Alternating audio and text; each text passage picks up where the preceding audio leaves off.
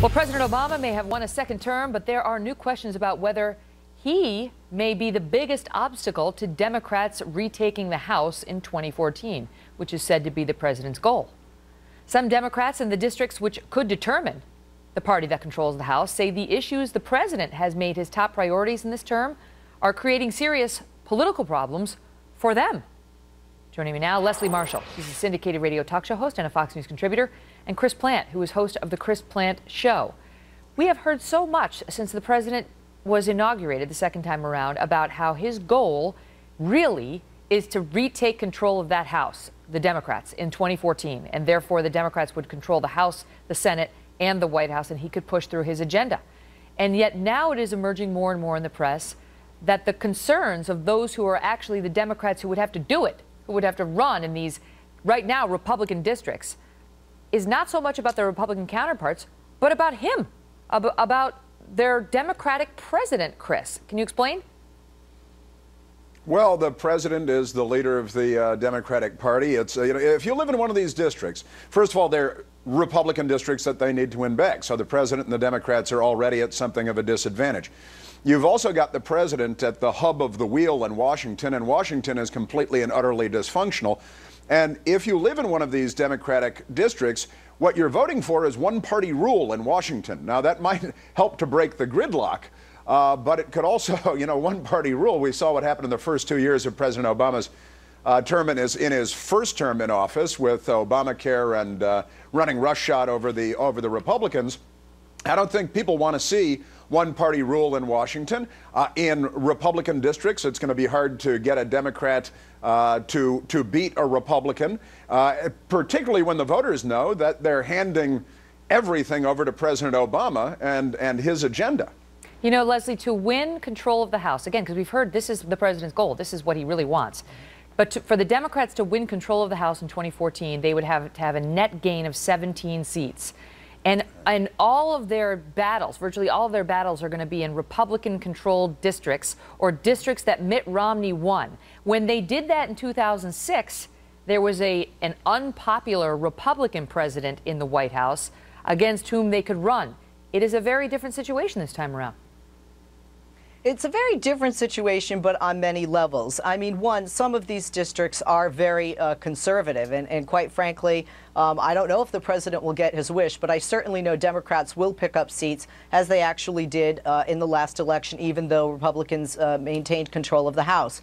And part of that is the literal changing face of the voter, even in some of these districts. Women, Latinos, African Americans weighing much more heavily into the vote. And Chris, when you mention things like the Affordable Care Act, you have two very outspoken against Affordable Care Act now embracing that, and those are Governors Chris Christie in New Jersey and Rick Scott in Florida. So quite frankly, I don't think we can, and I don't believe and agree with Democrats blaming the president. I think Democrats actually have a very good position, because right now the Republican Party is lacking leadership. It's extremely fragmented and very confused on what its image should be to be able to obtain the new demographics of the voting public based on the outcome of the last election. What are the issues that they are concerned about, Chris? Because I've heard gun control mentioned, and obviously the president wants gun control, and that's a dicey issue because, the American people are divided on many of the proposed measures. Okay, I get that one.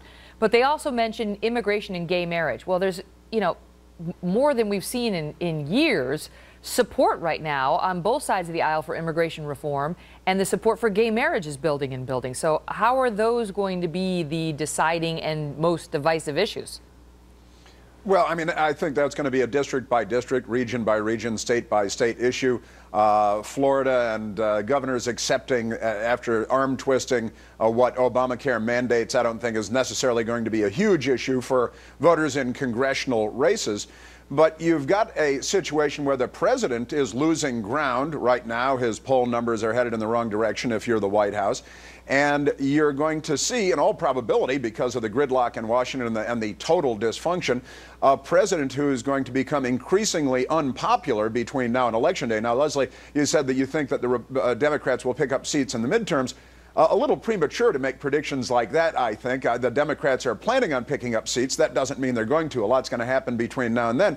And the president's not going to be gaining ground as we go forward, as polarized as the issues are and as polarizing as they're making the debates.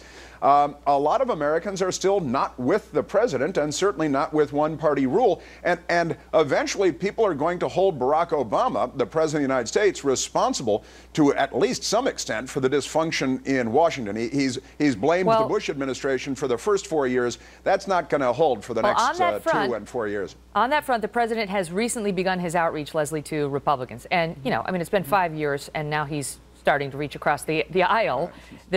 His supporters at the White House want us to believe this has been happening for 5 years, but it hasn't. It hasn't. They don't get along. They don't like each other. Republicans don't like him, and he doesn't like them. But now he's trying because, well, I don't know why he's trying. I'll leave that up to the viewers. But his poll numbers are falling. They're falling, and we did a segment about that at the beginning of the show. They're down at 45% in the latest poll, a record low since November 2011. And his disapproval rating now, for the first time, is higher than his approval rating. Even his personal likability ratings are going down. So he needs to reverse that for him to have, you know, the goodwill to convince people to throw the bums out, as they say, and put Democrats in, which is what he wants. Well, I think he can do that. I mean, certainly we know, you know, looking at polls, whether it's a presidential election, and we also know that presidents have a harder time being as popular unless there's some huge event in their presidency in the second term. Chris, I think it's funny how your crystal ball about the president and his approval ratings keep going down is accurate, but my crystal ball about Democrats gaining seats in the House is a bit premature. Maybe we're both being clairvoyant here. So let me take my crystal ball and be clairvoyant. The president also sees that this poll shows that Americans dislike Congress more than him, and they dislike Republicans more than Democrats.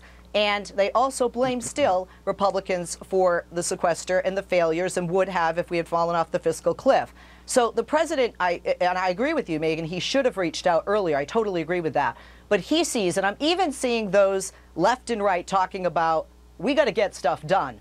And that's who's going to get thrown out, are people that are unwilling to work at some level together to compromise to get things done for the good of the American people. Because the congressional numbers, approval ratings, are certainly more frightening and worrisome, I think, as a voter than the president's. Yeah, the approval ratings are just really dreadful for Congress, as they have been really forever. I mean, they never get good approval ratings, and the latest in this poll are not good either. I don't have it in front of me, but they're bad. Trust me when I tell you that. Oh, here it is. Congressional Republicans, 26% approve of them, and it's like 34% for the Democrats. Anyway, the numbers are dreadful. We'll leave it at that. Thank you both so much.